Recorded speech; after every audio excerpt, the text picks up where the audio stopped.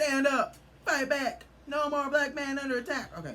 Anyways, hey y'all, DBR back for another video, and of course I'm with my bestie, Miss Vargas. Anyway, that is not my last name. You gonna not call me that? So Playing with me too much. today is going to be more of a walk down memory lane for me, and to get perspective on a lot of different things. Like, this subject has really been bothering me, and I don't know if I'm the only one that thinks of things the way that I do. I'm sure I'm not. Like, other people share my viewpoint and experiences and what have you, so that's my point in really putting it out. I'm not somebody who would really put out something so personal, but lately I have been, because it's like I want this channel to be as real and as authentic as possible, because oftentimes people come on here and they smile and they grin when really they're not doing okay, and I want the world to know that it's okay not to be okay. And lately Just I be haven't you. been okay, so I'm just gonna be honest. Yeah, be you. And so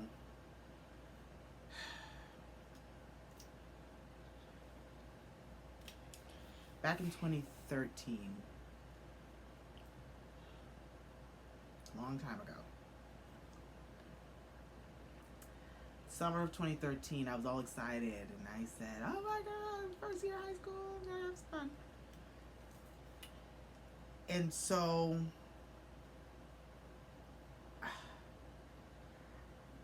I don't even know how to describe the feeling, because I know if you've, passed your first day of high school and you're past freshman year, like I'm a college student, she's a college student, like we've been past that years ago.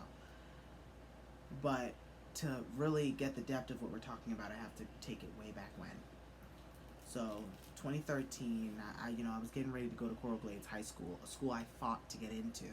It was the A school, and I've gone to A schools my whole life, from the No Child Left Behind program, and my mom thought it was always very important for African American students to be given the same opportunities as white kids. Let's be honest, there's a big difference between the two. So I always went to the A schools in Broward County, and that was one of them. And I wanted to go there because she was going there. As soon as she told me, I'm going to Coral Glades, that's where my mom wants me at, I said, you going there? How can I get in? I was supposed to go to Coral Springs High, but that didn't happen. Me too. I was supposed to go there too, and they said, we had your sister here, so no, we ain't letting you in. And I said, but I'm not her. But they just... Runs in the family. Yeah, runs in the family. That's what they were thinking. No, the way she didn't do what she was supposed to do, it was a very biased reason, but then when they looked at my behavior record, then they were like, yeah, you must be just like her. And no, we ain't having that here.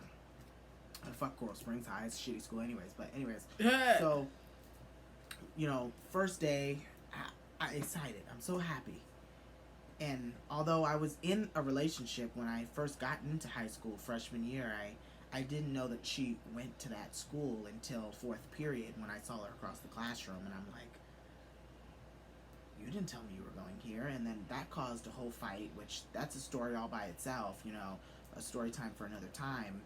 And as I was dealing with, trying to find myself, trying to figure out who I wanted to be, and, this was a very scary time for me, because school in general, especially grade school, it was always a scary time for me, because I always had to defend myself and fight for people to leave me alone, and I was always bullied and made fun of, and so I was a really big Oreo. I still am a really big Oreo. I'm not even an Oreo. I might be an Oreo, but the vanilla kind. Like, I'm all white. There's no black in me. So, More like a vanilla cupcake. Fuck you! So, I really it was hard for me to fit in. It was hard for me to adapt. And so what you do is, when you're young, is you find people that you can attach yourself to, that make you feel good, and, distract yourself with different kind of things. So my thing was like all the hoes. Like, I just distract myself with all the people. I was fresh brush cut. I was looking cute, sexy, or whatever. And you, hey. So then, I was really for it, and I said, I'm gonna make the best of high school. And one day I want want to say maybe it was 3 months in to the school year, and she used to go to this classroom, Miss D'Souza. Shout out to Miss D'Souza. I wonder where she is right Love now. that lady. Yeah, she used to go to her classroom for like tutoring in the morning for math. You know, we both suck at math, and it's like something that you. She you know, she hardly knows how to count to 8. But anyways, so Don't try to be like that. I had so many issues with math too, so it was like a thing. She came to me one day and she was like, "Oh, I go to Mr. Sousa's class in the morning just so I can really find something to do, and I, you know, nobody's staring at me on the courtyard. So I just go to her classroom, and you know, it's a safe environment, and I get tutored while I'm at it. So you should come." I go, that doesn't seem like my kind of thing, honestly, because me spending any more time in a classroom than I have to, no, thank you. But I went one morning, and we're sitting in the hallway of another one of our favorite teachers, Miss Lewis. Her classroom, standing in front of Miss Lewis's classroom That's my second door, mama. and her and I are having a conversation about the current relationship that I'm dealing with. When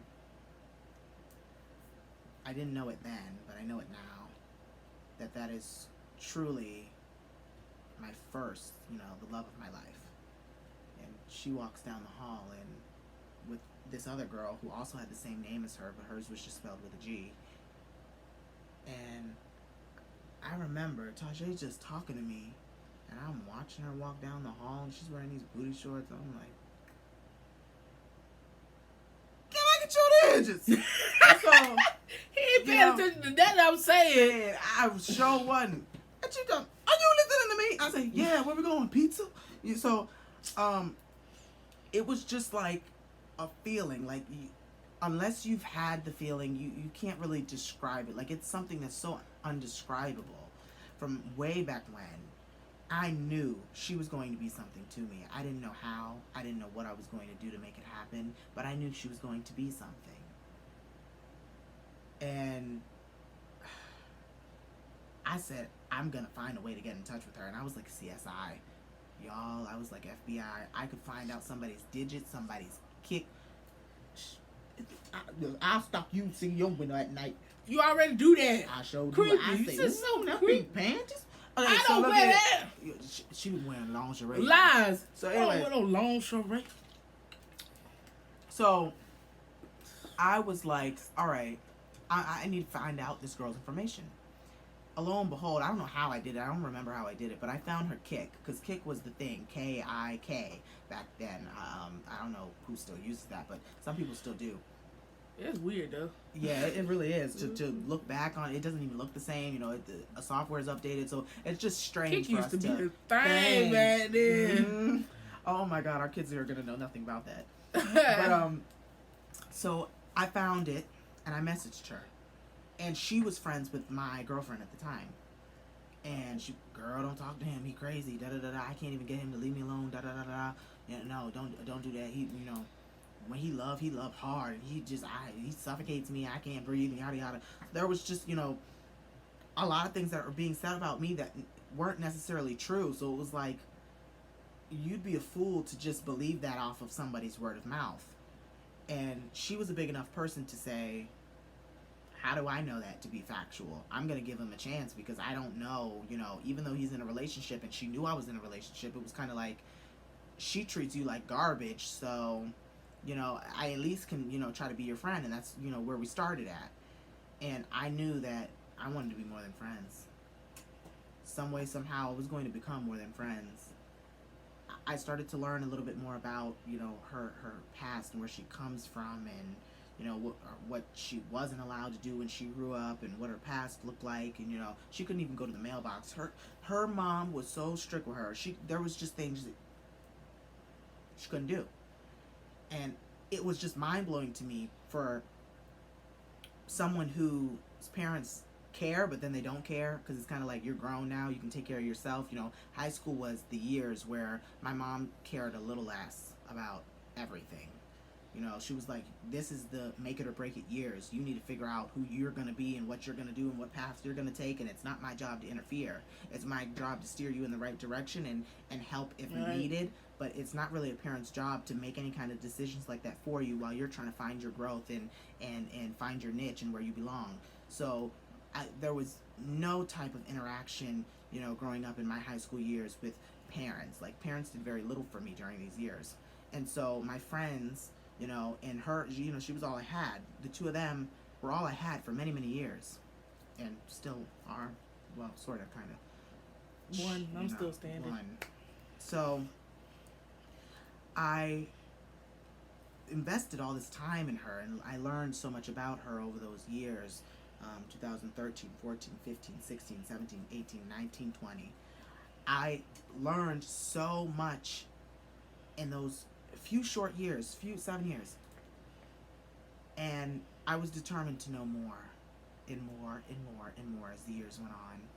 And we have been through everything together. And when you're so dedicated to a person, it's like a newborn baby. You're just bound. You're bound to get attached, even if you don't want to. And I felt something I had never felt for anybody. I zinged, if you know. Yeah. The movie Hotel Transylvania. You can't sing twice. Twice? Yeah. So, no. I zinged. And I felt like I zinged twice because the girl I was with at the time, I thought she was it. Turns out that was just, my sister called her the gremlin. Oh my God. If you're watching this, oh my God. So, and, that's a story for another time. I'm sure I'll come on here and, tell you guys. And so, fast forward to the present day.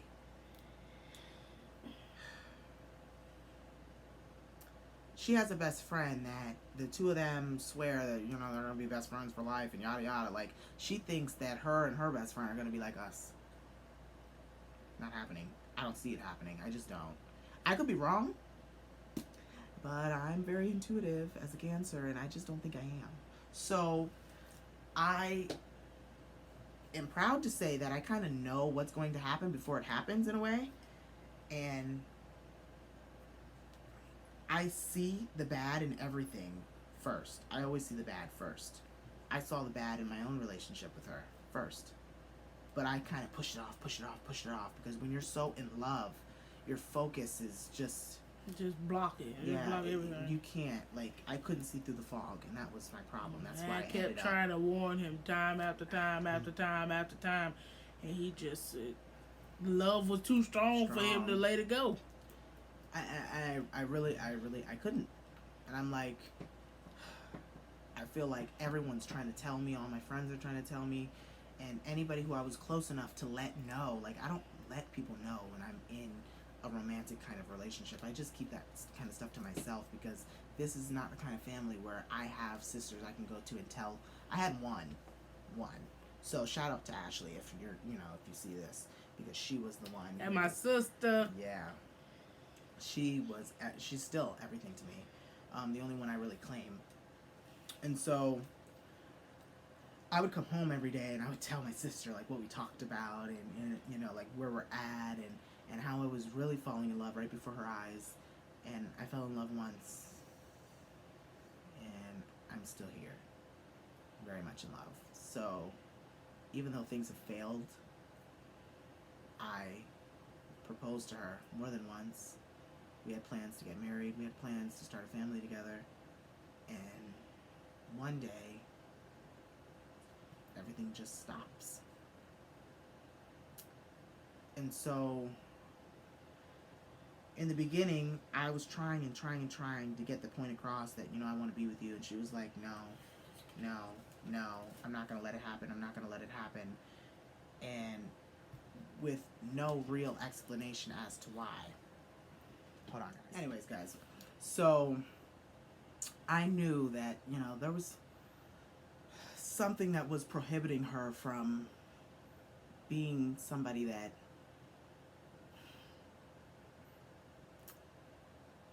could love and could be in love, and there was something that was holding her incapable to do so. And I would love to tell you everything, but I can't, because a lot of the stuff that she's told me is very personal to her, so I can't really out her business. That wouldn't be right. And she's, the love of my life. I would never do that to her. I would never. No matter how much I'm hurting right now, two wrongs don't make a right. Right. So I understood why she couldn't, and so I just patiently waited. I'm somebody who can wait for years. Years. I Literally. kid you not. I kid you not. I waited for the relationship that I had when I first met her. That was 4 years of my life. And 2 extra ones chasing her after she left. So, when I am fixated on something, it's that until, reality hits me. But this situation was always a little different because I felt differently. And the way I felt with her is not how I felt with you. I don't know what I thought that was, but I know that this is it. I knew it from the beginning. I'm like, you just gotta trust that this is it. You might not like it, but it is what it is. So, um, my foster mother used to always tell me, man's rejection is God's protection. So if I ever was turned down because of the way I looked, acted, or the things that I liked or was interested in, which are very different from what everyone else is interested in.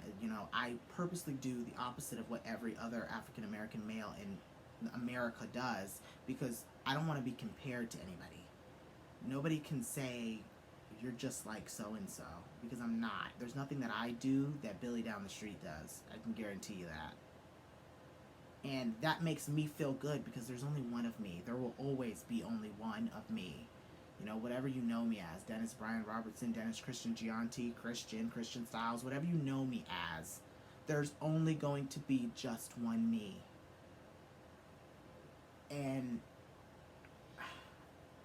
I ended up raising her correctly, might I add, and teaching her things that her parents just failed to teach her because, she was her story is very similar to Princess Fiona. Her parents care so much, but they just locked her away and never let her experience life because of her older siblings' mistakes. And I didn't never thought that was fair because our parents never did that to us. There's 7 of us, and a lot of people have fucked up before me, but I still was free as a bird. So it was just every child isn't going to be the same. And that's something that her parents just never could understand. Parent, rather. And so, as far as I knew, the whole world was moving to the rhythm of my drum, which was my heartbeat. Honestly, I thought that, the sun rose and set on my behind. And just like the cover I did the other day, For My Broken Heart, that song is very personal to me because of this situation. I guess the world ain't gonna stop for my broken heart. So when I think about those lyrics, there's no other feeling and there's no other situation that rings truer than this one. And finally, after all these years, she finally decided she was going to give me a chance for whatever reason. She said she liked to be chased, and I chased her for years. So it was like, I like to feel wanted. I like to feel like you're not going to go anywhere. Well, I think I've proven that time and time again, haven't I? So to me, it was years of it. And, she hears everything, every bit of it, from the very beginning. And so if anybody has a true perspective on what's really gone on, and any opinion that I respect more than anything, it would be coming from her. Because all the good, the bad, and the evil, she knows about. From both sides, not just mine. And there was a time where this girl was down for me. She would tell me everything about what's going on in her life, whether it upset her family or not. It's family business, whatever. She told me because she knew she could feel comfortable with me. It was like, come home and tell daddy what happened, because she didn't have parents that would steer her in the right direction. So I was it. I was the person that did everything for her. I was the person that made everything okay, the fairy godmother, so to speak. And she gives me a chance, finally. Things are going great for 5 whole beautiful months. and we're shopping for houses and we're shopping for cars, and I was dead serious. She lit a fire under my ass. I said, I want my own house. I want my own place. I want my own car. I want all that. I want my own. And it's because of you that I even am up every day working my ass off and getting all these degrees, cosmetologist degree, an esthetician degree, a barbering degree. I wouldn't have any of that if it weren't for her, because I knew that there was somebody out there counting on me to provide for her and a then family down the line. And I was more than prepared for that until November 3rd came. November 3rd of 2019.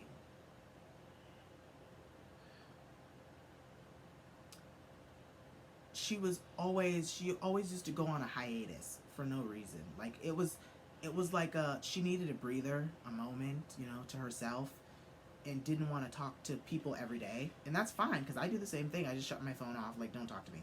Like, we all do it. It's human. Mm-hmm. And so I never really bothered. It would only be for like 2-3 days. And if it was for longer than that, I would get really, really worried, because that's the kind of person that I am. And I'm like, if it's too long, I know, her past, and I know her issues, and I know, there might be a few suicide issues there, suicidal in a way. I knew those things, and I dealt with those things too. I'm still suicidal to some extent. So I went through therapy. I'm in therapy now. I do things that are very similar. I get it. So if you need a breather from me, from life, take that moment. That's okay. I'll be here when you get back. This one particular time just took a little too long. And I'm hitting her up. What's going on? What's going on? Nothing. Just silence. And that's why saying stronger than the truth. And as you saw during that video, I was very emotional. And those videos will be linked in the description down below to go watch them. I was very emotional when I sang that song because of what those lyrics mean to me once again. There's a line in the song that goes, "There's not a sound as loud as silence." Yeah. And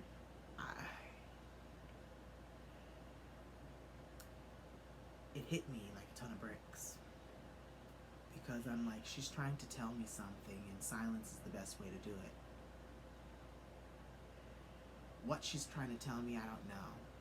Because she's done this once before. She stops talking to me, and then she comes back, and she told me specifically, if you do whatever it was again, you'll go without me for even longer. So I'm thinking this is like a little game she's playing. I did something or said something that pissed her off. Lo and behold, I find out that she's blasting me on Twitter over an $86 concert ticket to a Summer Walker concert that was down here in Florida while she's in Wisconsin and can't even get here. And then the concert was canceled. So I'm thinking, if that's what you're upset about, that's extremely childish. I don't know if that's 100% factual, like that's what the issue is. But I could only assume, based off of what's happened, that that's the issue. And so, I'm reaching out and I'm trying and I'm making all these Instagram accounts and I'm trying to get a hold of her. Like, it'd be so much easier just to confront me and say this is what it is and allow me to move on. Or as you say, right. It's fine, we can still be friends. But apparently not, if you're not even a big enough person to let me know what's happened. I mean, if you say that, you a woman and you going to be a woman of your word, why can't you be the woman and say what the problem is? If you say you're in a relationship, it's trust and honesty. Go ahead and tell the person how you feel or what's wrong. Don't just sit there and block them and then don't say nothing for months. That's just like you running away from your issues. How do you expect yourself to be in a relationship if you're going to keep running away? It's, time is ticking. We can be gone tomorrow and you still running away. It just doesn't make no sense. You can't keep running away from your problems. All you have to do is say, exactly. All you have to do is say what the issue is or what did you not like. Don't just go. And allow me to fix it. Exactly. And work through it. And I guess you know I'm going to work through it and fix it, because there's nothing I would want more than to make you happy and to make you feel heard, and that you're being understood and that you're valued. That's what every girl wants to feel like. That's why fathers and daughters have such a bond, because that's what fathers make their daughters feel like. Not in every case, but most cases. Definitely not mine. Yeah, unfortunately. But it's like, yeah, and same mother-son relationship, same thing.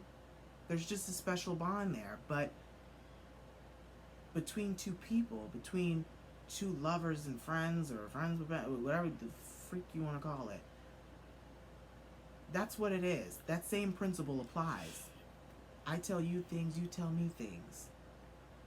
Or as Van Montgomery would say, sometimes I tell Mrs. H things and she says things back to me. It's called talking. Okay, so I feel like that's what needs to happen. Like, you're wasting time. Gravity's gonna start to work against you. You're not getting any younger. And I feel like something so small, for whatever it is, just be open and honest about it. Like, don't hold it back. Don't just that's like, only gonna sit there eat and don't you say alive, anything. because you're throwing away a whole lot of years for something that could quite possibly be fixed. Right. Something so small probably got misinterpreted. Like, exactly. You taking it the wrong way, and Miscommunication. exactly. Like you don't even probably know the real story. There's two sides to every story. There's two wrongs, and then there's the right. You gotta always think about that. Yeah. Everybody always chooses their one side. Your story, then the truth. Exactly. Always. And that's why I put out the other video the other day about making sure that we let people grieve accordingly. Because I got her best friend coming at me left. Like, you've been there. Bitch. First of all, she don't even know the whole situation. You don't know the situation. You ain't been in her life that long. You don't know her like I do, and you'll never do. You never will. And it's like, you should have the least things to say. I mean, not to say that my best friend isn't going to jump in and fight on my behalf, but although that might be what it looks like, but it really is not the case. She tells me right when I'm wrong, too. If I'm wrong, she ain't going to sit there and, yeah, let's fight the fight. No, she going to be like, what Exactly. the hell wrong? She going to hit me in my nut back there. He do got a nut back there.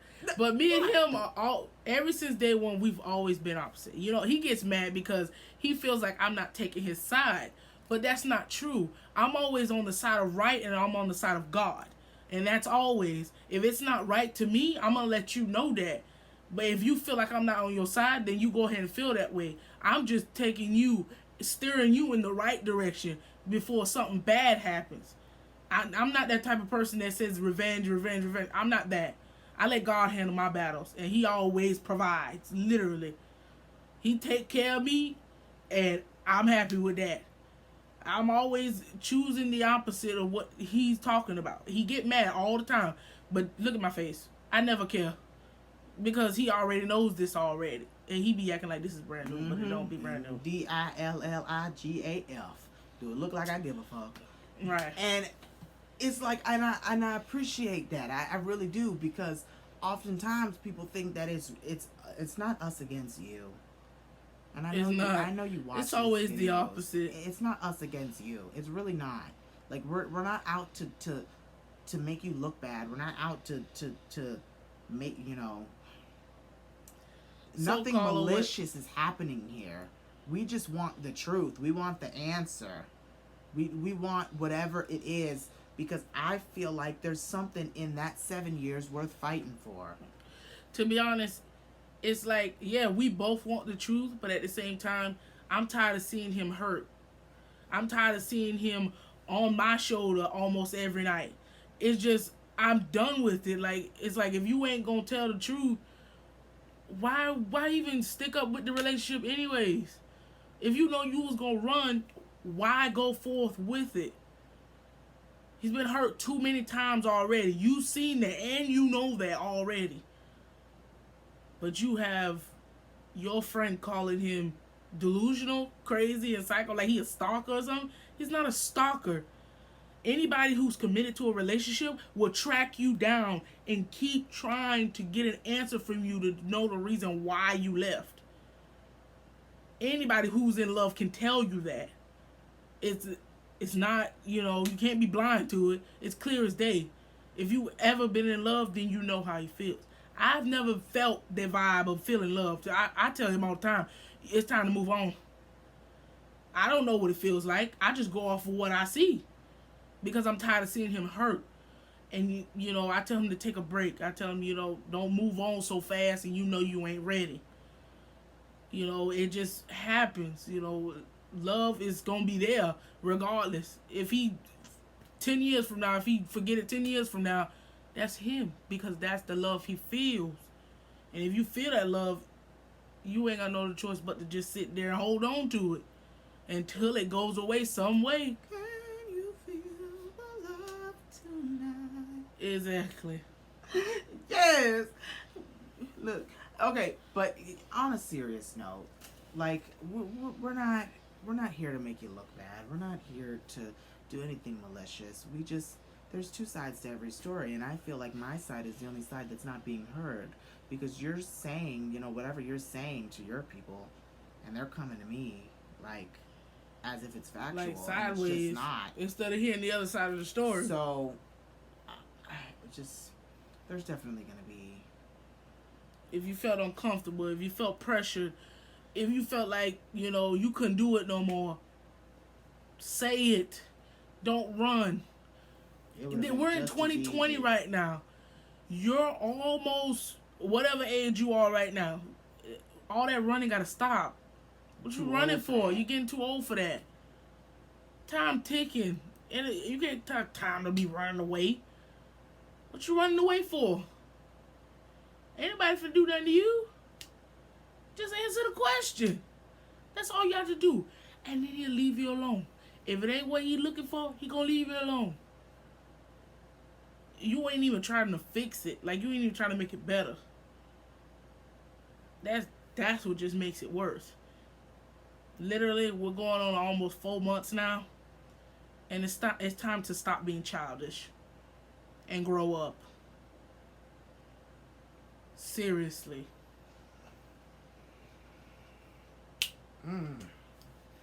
See that? You see that? See? It's just the point of life. What she's saying to you is exactly what the kind she's be saying to me. I don't play with them. I don't. If you gonna be a friend, you gonna tell the truth. You ain't gonna just sit there and agree with everything the person's saying. Mm-hmm. If you ain't gonna say the truth, then you ain't no friend. I can tell you straight up. He don't like what I be saying, but do I care? No. Uh-huh. Speaking the truth. I'm glad you said that, because man, we gonna continue the rest of part 3, but it's like, I don't like everything that she be saying. She be talking to me, you need to. Yeah, he don't listen. And I say, you know what? Talk to the wrist, because his hand is pissed. I say, you know what? And I'm not even gonna talk to you, because it's like, you're not understanding where I'm coming from. But it's not that she's not understanding or that she doesn't get it. It's just like there's a more mature way to look at it, and there's a better way to go about it. Exactly. And this is just ridiculous. This has gone on for far too long. So, I mean, we'll get into the details in part 3, but I just stay tuned for the details, y'all. We haven't even scratched the surface, unfortunately. So, yeah, this is the realest we gonna get. Yeah. There's no point of hiding anything. There's no purpose of that. This is real. I've been dealing with this for years, so I know. He thinks I don't know and I don't understand love. Trust me, I know so much about love, and I ain't even in a relationship. I've been single for almost 10 years now. I ain't had no man in a long time. I can't do nothing about that. I just gotta move on with my life, and I cope with it because I'm happy every day. I'm happy I wake up and see the next day. It's time to move on, That's why I be telling him he gotta move on. But if you still stuck in that one position, then you just gonna have to fight that off. It's gonna be hard too. I can't wait to get to the details, y'all. Stay perfectly imperfect until we rip through these details. Bye, guys.